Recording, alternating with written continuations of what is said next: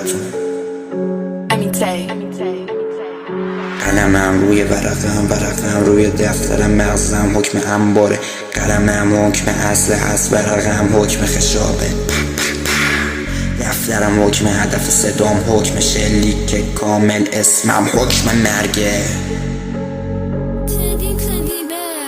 قلممو میگیرم من توی دستم، خط به خط میشه کلمم توی دفتر، حس زندگیو میدم توی دستم، توی مغزم انبار میکنم به حرفم. انتظار چیه بخونم از گنگ علکی، یا به خاطر پول و شهرت رو بگم علنی؟ من قلممو میگیرم توی دستم، خط به خط مینویسم توی دفتر، توی لفظم هزار درد هست. مکفل خیابون درس پس دادیم جا مکتب، کف سرما، کف گرما، کف ترس، کف درد و کف موندن، توی کف نزدن خیلی حرفا. درسم بود در رفتن ترسم بود در رفتن دردم بود در رفتن حرفم.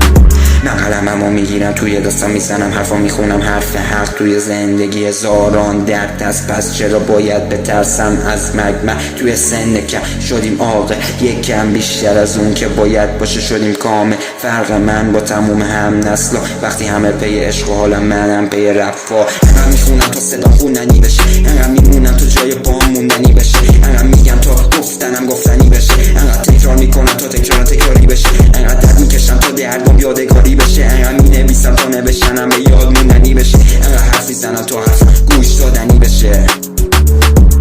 با ایده باز میچینم ایده باز، پی دیده ها برا ایده ها، پی این حساب برا این کتاب، پی یه بیت خواست برا کشیدن